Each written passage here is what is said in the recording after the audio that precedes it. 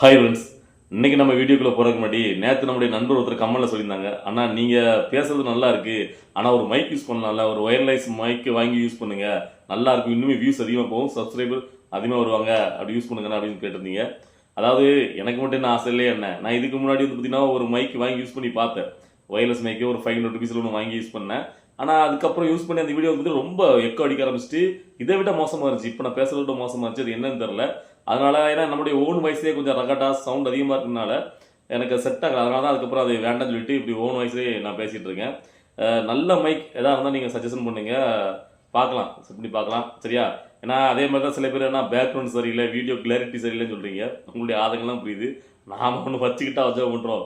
நாம் ஒரு மொபைலில் தான் எடுத்துகிட்டு இருக்கோம், நம்முடைய ஃபோனில் தான் எடுத்து வீடியோ எடுத்துருக்கோம், நம்முடைய வேலைக்குழுவுக்கு நடுவில் கிடைக்கிற டைமில் நம்ம இதை யூஸ் பண்ணிகிட்டு இருக்கோம். ஸோ அதாவது நம்மளுக்கு அதுக்கேற்ற மாதிரி எல்லாமே கிடைச்சிது அப்படின்னா நாமளும் பார்த்தீங்கன்னா அந்த செட்டப்போட பண்ணலாம். நானும் அதான் முயற்சி பண்ணுறேன், ஆனால் எங்கே நடக்க மாட்டேங்குது. சரி பார்க்கலாம், ஓகேவா? சரி, இன்னைக்கு நம்ம இந்த வீடியோவில் என்ன பேசுவோம் கேட்டிங்கன்னா, திமுக தளபதி விஜய் அவர்களை பார்த்து மிகப்பெரிய ஒரு நடுக்கத்தில் இருக்குன்னு நாம் எல்லாருக்குமே தெரியும். அதை அவங்க வந்து பார்த்தீங்கன்னா வெளிப்படையாக ஒத்துக்கிட்டாலும் அவங்களுடைய அந்த செயல்பாடுகள், அந்த கட்சி தலைவர்கள் அவங்க மறைமுகமாக தளபதி விஜய் விமர்சிக்கிறது, அந்த கட்சியில் உள்ள அல்லக்கைகள் பயங்கரமாக விமர்சிக்கிறது, ஸோ இது எல்லாத்தையும் பார்த்தே நம்மளால் புரிஞ்சிக்க முடியுது. அதில் இப்போ அடுத்த கட்டமாக பார்த்தீங்கன்னா ஒரு விஷயத்த முன்னெடுக்கிறாங்க. அதாவது என்ன கேட்டிங்கன்னா, விஜய் அவர்களுக்கு இப்போ அவருக்கு மிகப்பெரிய பலம் கேட்டிங்கன்னா விஜயவுடைய அந்த ரசிகர்கள் பலம். அதாவது உலகமெங்கும் இருக்கக்கூடிய தளபதி விஜயவுடைய அந்த ரசிகர்கள்ங்கிறது கட்டுக்கடங்காமல் இருக்காங்க. அதாவது முக்காவாசி பேர் இளைஞர்களாக இருக்காங்க. ஸோ அதனால இவ்வளோ பெரிய இளைஞர் கூட்டத்தை வச்சிருக்க விஜய் அவர்களை எப்படியாவது வீழ்த்தணும், அது மட்டும்தான் அவங்களுக்கு மிகப்பெரிய ஒரு இதாக இருக்குது. மற்றபடி விஜய் அவர்களை எப்படியாவது எடுத்துடலாம், எந்த வகையிலாவது அவர் வந்து பார்த்தீங்கன்னா இவங்க எப்படி தேர்தலுக்கு வந்து காசு கொடுக்க போகிறாங்க திராவிட கட்சிகள் ஒன்றும் கிடையாது. விஜய் அவர்கள் எப்படி இருந்தாலும் காசு கொடுக்க போகிறது கிடையாது. ஏன்னா உண்மையான ஒரு அரசியல் பண்ண வரவங்க காசு கொடுக்க மாட்டாங்க. அப்படின்னா அதெல்லாம் அவங்க பெருசாக இல்லை. ஆனால் இந்த இளைஞர்கள் கூட்டம் அவருக்கு பின்னாடி இருக்கிறதா கண்ணை ஊற்றிட்டே இருக்கு. ஸோ அப்படி இருக்கும்போது இந்த இளைஞர்கள்லாம் பார்த்தீங்கன்னா ஒரு தற்குறிகள், கோமாளிகள் அப்படிங்கிறத நம்ம மக்களிடத்தையே காட்டிகிட்டே இருக்கணும். ஏன்னா அவங்களுடைய ரசிகர்கள் மட்டும் ஓட்டு போட்டால் மட்டும் விஜய் ஜெயிக்க முடியாது. பொதுமக்களும் ஓட்டு போட்டு நடத்துகிற மக்கள் எல்லாமே போட்டால் தானே ஜெயிக்க முடியும். ஸோ அப்போ இந்த பொதுமக்கள் மனசில் இது வந்து தற்குறி கூட்டம், இதற்கு ஒன்றுமே தெரியாது அப்படிங்கிறத திரும்ப திரும்ப அவங்க வந்து பார்த்தீங்கன்னா மக்கள் மனசில் பதிவிக்கிறது தான் இந்த ஊடகங்கள் எல்லாம் பார்த்தீங்கன்னா ஏதாவது ஒரு மீட்டிங் நடந்தாலும் சரி, விஜய் சம்மந்தப்பட்ட கூட்டங்களில் அவங்க பண்ண சின்ன சின்ன தப்புலையும் பெருசாக எடுத்து காட்டுவாங்க. ஆக்சுவலாக ஒரு பெருசாக ஒரு கூட்டம், ஒரு இளைஞர் கூட்டம் வந்துச்சு, ஒரு பட்டாளம் வந்துச்சு அப்படின்னா அங்கே சின்ன சின்ன தவறு நடக்கிற அந்த இளைஞர்கள் என்ன பண்ணுவாங்க, ஒரே இடத்துல கம்முன்னு இப்படி கட்டி வச்சவங்க அமைதியாக உட்கார மாட்டான். அவன் ஒரு விஷயம் பண்ணுவான். இப்போ லேட்டஸ்ட் நேற்று கூட நம்ம பேசியிருந்தோம், திமுக நடந்த கூட்டத்திலே எவ்வளோக்குள்ள அமல் திமுக என்ன மாதிரி கிரிக்கெட் வெள்ளம் பார்த்தாங்க உங்களுக்கு தெரியும். ஸோ அப்படி இருக்கும்போது ஏதோ விஜய் அவர்கள் கூடுற கூட்டத்தில் மட்டும் அவருடைய ரசிகர்கள் மட்டும் தான் அப்படி பண்ணுறாங்கன்னு சொல்லிட்டு ஒரு மாய பிம்பத்தை உருவாக்கிட்டே இருக்காங்க. ஸோ இப்போ அதில் அடுத்த கட்டம் என்ன பண்ண போகிறாங்க கேட்டிங்கன்னா, ரசிகர்கள் சண்டையை உருவாக்கி விடணும் அப்படிங்கிற ஒரு பிளானில் பக்காவே இறங்கியிருக்காங்க. அதனுடைய அடுத்த கட்டமாக தான் ஜனநாயகன் படம் வந்து பார்த்தீங்கன்னா இப்போ அடுத்த மாதம் வந்து ரிலீஸ் ஆக போகுது பொங்கலுக்கு. ஸோ இந்த டைமில் சிவகார்த்திகனுடைய பராசக்தி படத்தை ரிலீஸ் பண்ண வைக்கணும் அப்படின்னா இந்த ரெண்டு நடிகர்களுக்கு இடையே பார்த்தீங்கன்னா போட்டா போட்டி ஒரு ரசிகர் சண்டை உருவாகும். அதாவது விஜயவுடைய ரசிகருங்கிறது அது அந்த அளவுக்கு சிவகார்த்திகன் ரசிகர்கள் இல்லாட்டாலுமே கொஞ்சம் கூட்டம் அங்கேயும் இருக்குல்ல. ஸோ எப்பவுமே ஒரு நடிகர் வளர்ந்து வராங்க, அவங்களுக்கும் ஒரு ரசிகர் கூட்டம் இருக்கும். ஸோ இந்த ரசிகர் கூட்டத்துக்கிட்டே நம்ம சண்டையை மூட்டி விடணும் அப்படிங்கிற நோக்கத்தில் இப்போ திமுக தன்னுடைய அடுத்த கட்ட வேலையை நகர்த்துது. அதாவது முதல்ல வந்து பார்த்தீங்கன்னா பராசக்தி படத்துடைய வேலைகள் முடியாமல் இருந்துச்சு, அதனால ஜனநாயகன் படம் ரிலீஸ் ஆகி அடுத்த ஒரு வாரம் 10 நாள் கழிச்சு அது ரிலீஸ் ஆக இருந்துச்சு. இப்போ அப்படி கிடையாது, ஒரே நாளில் சிவகார்த்திகேயன் படத்தை ரிலீஸ் பண்ண வைக்கணும் அப்படின்னு கடும் முயற்சியில் திமுக கலைஞருக்கு இருக்கு. இதில் ஒரு முக்கியமான விஷயத்தை நான் சொல்ல நினைக்கிறேன். அதாவது உங்களுக்கு தெரியும், இந்த வலைப்பேச்சு பிஸ்மி அந்தனுங்கிற சில பேர்கள்லாம் திமுகவுக்கு தான் உதவுறாங்களோ அப்படிங்கிற எண்ணம் எனக்கு தோணுது. ஏன்னு கேட்டிங்கன்னா அவங்களாம் பார்த்தீங்கன்னா ஏன்னா யாரு வேணால் விலைக்கு போகலாம்ல. ஏன்னா விஜய் அவர்களுக்கு தொடர்ந்து ஆதரவு அளிச்சிட்டு இருக்கக்கூடிய இந்த பிஸ்மி மாதிரி ஆட்கள்லாம் பார்த்தீங்கன்னா இந்த விஷயத்தில் அவங்க சொல்கிறாங்க. அதாவது பார்த்தீங்கன்னா இதுக்கு முன்னாடி பராசக்தி படம் அந்த ஜனநாயகம் கூட ரிலீஸ் ஆகுதுல, அதுக்கு வந்து பார்த்தீங்கன்னா சிவகார்த்திகேயன் என்ன பண்ண முடியும், தயாரிப்பாளர் அவங்க தானே பார்த்தீங்கன்னா முடிவு பண்ணுறது. ஏன்னா இந்த படத்தை வந்து பார்த்தீங்கன்னா வெளியிட போகிறது ரெட் ஜெயின்ஸ். ஸோ அவங்க தான் அதை முடிவு பண்ணுறாங்க. வேணுன்னே விஜய்க்கு எதிராக சிவகார்த்திகேயன் கலாச்சாரம் முடிவு பண்ணுறாங்க அப்படின்னு பேசிட்டு இருந்த இந்த மாதிரி ஆட்கள்லாம் இப்போ தடாலடியாக மாறி என்ன மாதிரியான வார்த்தைகளை வெளியிடுறாங்க பார்த்தீங்கன்னா, இதுக்கு முழுக்க முழுக்க காரணம் சிவகார்த்திகேயன் தான். சிவகார்த்திகேயன் தான் பார்த்தீங்கன்னா விஜய்க்கு எதிராக இந்த படத்தை விஜய் ஜனநாயகன் இறங்கும் போது அதே நல்ல நம்ம இறக்கணும்னு சொல்லி அவர் முடிவு பண்ணி பிடிவாதமாக இருக்காரு, விஜய் கூட மோத நினைக்காரு அப்படின்ட்டு ஒரு விஷயத்த தொடர்ந்து அவங்களுடைய வலைதளங்களில் பரப்பிட்டு வராங்க. அதை நான் ரீசெண்டாக தான் பார்த்தேன். அதை பார்த்த உடனே தான் இவங்க எதுக்கு இப்படி பரப்புறாங்க. ஏன்னா நீங்கள் நல்லா ஒன்று பாருங்கள், சிவகார்த்திகேயன் முடிவு பண்ணுறது கிடையாது, வெளிநீரம் ரெட் ஜெயின்ஸ் முடிவு பண்ணிக்கிறோம். திமுக உறுதியாக இருக்குது சிவகார்த்திகேயனை வச்சு நம்ம விஜய் வந்து எதிர்த்து நிற்கணும், ஒரு ரசிகர் சண்டை உருவாக்குறது அவங்களுக்கு. ஆனால் சிவகார்த்திகேயன் என்ன இருக்குன்னு கேட்டிங்கன்னா கண்டிப்பாக இருக்காது. என்ன பொறுத்த வரைக்கும் நான் சொல்கிறேன், அதாவது விஜயவுடைய லாஸ்ட் படங்க. ஸோ அதுக்கப்புறம் படம் அடிக்க மாட்டாருன்னு எல்லா ரசிகர்களும், அதாவது அஜித் அவர்கள் ஒரு படம் நடிச்சிருந்தா கூட அந்த படத்தை இந்த டைம்ல இறக்கக்கூடாதுன்னு சொல்லுவார். ஸோ அதாவது எல்லாருமே அதாவது பார்த்தீங்கன்னா கொண்டாடட்டும் அப்படின்னு வெயிட் பண்ணிட்டுருக்காங்க. அப்படி இருக்கும்போது சிவகார்த்திகேயன் கையில் துப்பாக்கி கொடுத்து நீங்கள் பார்த்துடுங்க, நீங்கள் துப்பாக்கி நீங்கள் பிடிக்க சிவா அப்படின்னு சொல்லி கையில் கொடுக்குறத அந்த கோட் படத்தில் நீங்கள் பார்த்துருப்பீங்க. அதாவது அவர் எவ்வளோக்குள்ளார் உள்ள மிகுந்து சொன்னார்னு உங்களுக்கு தெரியும். இதுக்கப்புறம் நீங்கள் யாருமே குழந்தைங்களா பிடிச்சிட்டிங்க அப்படின்னு சொல்லி அவர் மேடையிலே பேசியிருப்பார் சிவகார்த்தியில் பூந்து. நிறைய தடவை விஜய் அவர்கள் சிவகார்த்திகேயனை தட்டி கொடுத்து தான் போயிருக்காரு. ஸோ அந்த எண்ணங்கிறது சிவகார்த்திகேயன் மனசில் நல்லாவே இருக்கும். ஸோ அப்படிப்பட்ட சிவகார்த்திகேயன் அதெல்லாம் புரிந்து கொண்ட சிவகார்த்திகேயன் விஜயோடைய கடைசி படமான ஜனநாயகம் ரிலீஸ் ஆகும்போது நம்ம படத்தை ரிலீஸ் ஆகும்னு ஒரு பிடிவாதமாக நிற்பாரா? அதில் ஏதாவது ஒரு லாஜிக் இருக்கா? என்ன பார்த்தீங்கன்னா சிவகார்த்திகேயன் மனசில் அப்படி எண்ணமே இருக்காது. ஆனால் இங்கே உள்ள இந்த திமுக தான் பார்த்தீங்கன்னா சிவகார்த்திகேயன் சொன்னதாக அதனால தான் ஜனநாயக படத்தை அவசரமாக ரெடி பண்ணிட்டு இருக்காங்கன்னு சொல்லி ஒரு வெளியில் வந்து பார்த்தீங்கன்னா அப்படி ஒரு மோதல் ஏற்படுத்துறதுக்காண்டி ஒரு விஷயத்தை வெளியிட சொல்லியிருக்காங்க. அதன் காரணமாக தான் இந்த பிஸ்மி அந்த நாள்லாம் பார்த்தீங்கன்னா வேற யாருன்னு சொன்னால் மக்கள் நம்ப மாட்டாங்கல்ல. அதனால இப்போ இந்த பிஸ்மி அந்த நாள்லாம் பார்த்தீங்கன்னா அதை வந்து வெளியே விட்டுட்டே இருக்காங்க. இப்போ நீங்கள் ரீசெண்டாக அவருடைய சேனல் எல்லாம் பார்த்தா தெரியும். அதாவது சிவகார்த்திகேயன் தான் பார்த்து கெட்டிபடியாக நிற்காரு, விஜய் கூட படத்தை இறக்கியே ஆகணும் அப்படின்னு சொல்லிட்டு. ஆனால் என்ன பொறுத்தவரைக்கும் அப்படி இருக்க வாய்ப்பே கிடையாது. அவருக்கு பின்னாடி இருக்க உந்துதலின் பேரில் அவரை வச்சு திமுக தான் ஒரு கேம் ஆடுது. இதான் என்ன பொறுத்த வரைக்கும். ஏன்னா அவ்வளோக்குள்ள ஒரு நஞ்சு கட்டவராக சிவகார்த்திகேயன் இருக்க மாட்டார். அப்படிப்பட்ட டைப்பும் கிடையாது நம்மளை பொறுத்த வரைக்கும்.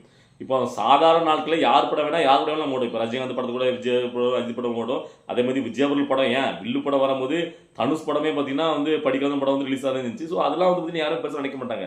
ஆனால் இது வந்து ஸ்பெஷல். தளபதி விஜயோட ஜனநாயக படம் ரிலீஸ் ஆகுதுன்னு பார்த்தீங்கன்னா அவருடைய கடைசி படம்னு ரசிகலாம் கொண்டாடுற நேரத்தில் கண்டிப்பாக இந்த நேரத்தில் போய் நம்ம எதுக்கு போட்டியாக போகணுங்கிறது எண்ணம் எல்லாருக்குமே இருக்கும்.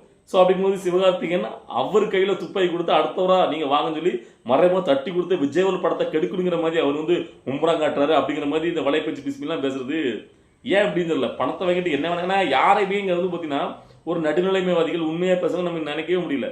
உடனே பார்த்தீங்கன்னா மாறி பார்த்தீங்கன்னா நம்ம நிறைய பார்த்தோம். அதனால எனக்கு இந்த பிஸ்மி அந்த பேச்செல்லாம் இப்போ சடான்னு பார்க்கும்போது இது ஏதோ சிவகார்த்திகேயனுக்கும் விஜயாவுடைய ரசிகர் 2 பேர் ரசிகர்களையும் ஒரு சண்டையை மூட்டி விடுற ஒரு வேலையை தான் நான் பார்க்குறேன். வேற எனக்கு எதுவும் புதுசாக தெரியல. உங்களுக்கு என்ன மாதிரி தோணுதோ நீங்களும் சொல்லலாம். ஸோ அடுத்த கட்டமாக திமுக என்ன மாதிரியான ஒரு வேலையை பார்க்குன்னு கேட்டிங்கன்னா விஜய் அவர்களுக்கு எதிர் திசையில் நிப்பாட்டக்கூடிய அவர் விஜயை எதிர்த்து நிற்கக்கூடிய சமமான ஆளு யாருன்னு கேட்டிங்கன்னா அஜித்குமார் அவர்கள்.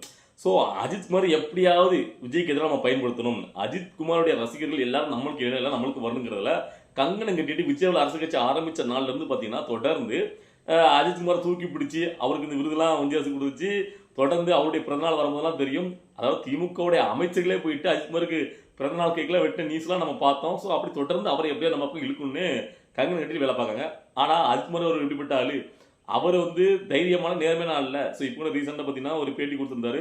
அந்த பேட்டியினுடைய வெளிப்பட எல்லாருமே பார்த்தீங்கன்னா அதை வந்து ஒரு மாதிரி விஜய்க்கு எதிராக கட்டமையாக தெரிஞ்ச உடனே நேரடியாக இது வந்து விஜய்க்கு எதிராக யாரும் கட்டமைக்கூடாது, நான் எப்போவுமே அவருக்கு நல்லதே தான் நினைப்பேன் அப்படின்ட்டு தட்டலடியாக ஒன்று போட்டு உடைச்சார். ஏன்னா அவருக்கு தெரியும் ஒரு அரசியல் கட்சி ஆரம்பிச்சுட்டு வர்றது இங்கே எவ்வளோக்குள்ள பெரிய விஷயம். பாலிடிக்ஸ் சும்மா கிடையாது, அது வந்து ஒரு பெரிய ஒரு சுமைக்க வேண்டிய விஷயம், தலையில் மிகப்பெரிய ஒரு பாரங்கிற மாதிரி அவர் ஏற்கனவே உணர்ந்திருக்காரு.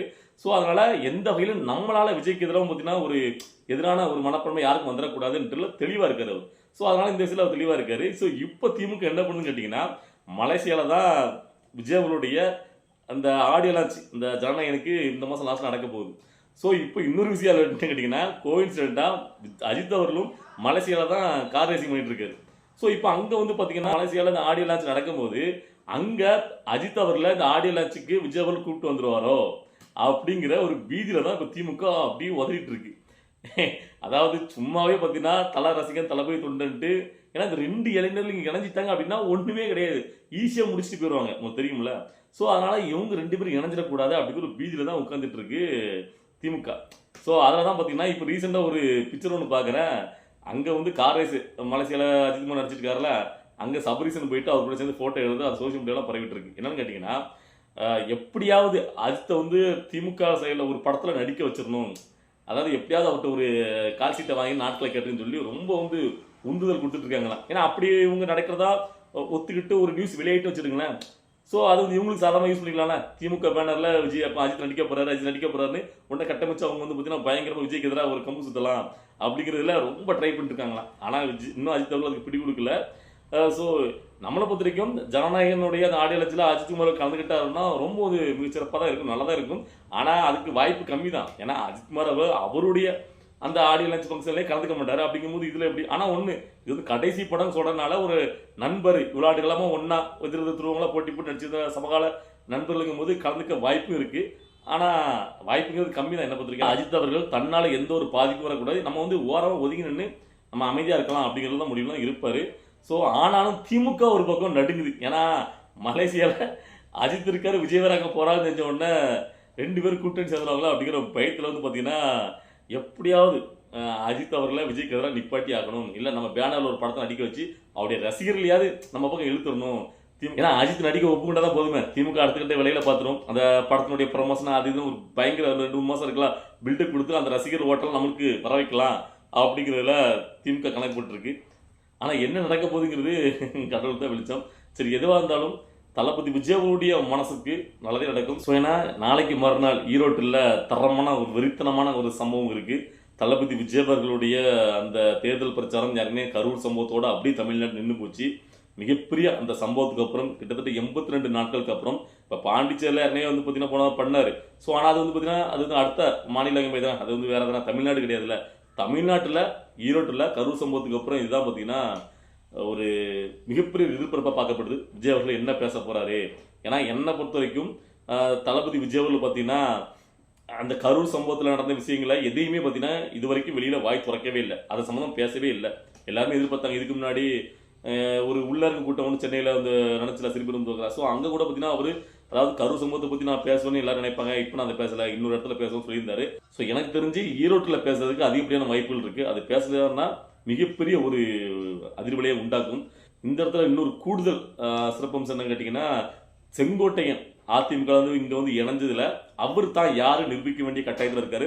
தன்னுடைய அந்த கெத்து என்ன, தன்னுடைய செல்வாக்கு என்ன ஈரோட்டில் அப்படின்னு ஒரு காட்டணும். ஸோ அதுக்காண்டே அவர் ரொம்ப பார்த்தீங்கன்னா கடுமையாக உழைச்சிட்டு இருக்காரு. ஸோ அதனால ஈரோட்டில் தளபதி விஜய் அவர்கள் நடத்த போகும் அந்த ஒரு தேர்தல் பிரச்சார புதுக்கூட்டங்கிறது வேற லெவலில் தெரிக்கும். ஸோ அதை பார்க்கறதுக்கு ரொம்ப ஒரு ஆவலாக இருக்கு. ஸோ ஏன்னா இதனாலலாம் பார்த்தீங்கன்னா அந்த திமுக ரொம்ப ஒரு நெருக்கடிக்கு உள்ளாகி இருக்கு. ஸோ விஜய் அவர்களை சமாளிக்கிறதுக்கு அவங்களால முடியவே இல்லை, திணறாங்க. ஸோ அதனால யார் யாரெல்லாமோ கூட கைகோர்த்து அணைப்போட்டு இழுக்கிறாங்க. ஏன்னா அவங்களால தான் கோடி கோடியாக வச்சுக்கோங்களேன், விலை கொடுத்து வாங்கிடுவாங்களே. ஸோ அதில் தான் பார்த்தீங்கன்னா இந்த நாம் தமிழ் கட்சி சாட்டை துறைமுக மாதிரி ஆட்கள்லாம் பார்த்தீங்கன்னா விலைக்கு வாங்கி விஜய்க்கு எதிராக கம்பு சுத்து விட்டே இருக்காங்க. ஸோ பார்க்கலாம் எத்தனை பேர் வந்தாலும் விஜய் அவரில் ஒன்றும் பண்ண முடியாது. ஸோ இன்னைக்கு இந்த விஷயங்களை தான் உங்கள்கிட்ட நான் ஷேர் பண்ண நினச்சேன். ஸோ இந்த விஷயங்களை பார்க்கும்போதெல்லாம் உங்களுக்கு என்ன தோணுது, நான் பேசுகிற விஷயங்களை உங்களுக்கு ஏதாவது மாற்று கருத்துக்கள் சரி தவறு எதாக இருந்தாலும் உங்களுடைய கருத்துக்களை என் கமெண்ட்டில் பதிவு பண்ணலாம். அடுத்த வீடியோவில் பார்க்கலாம். பாய்.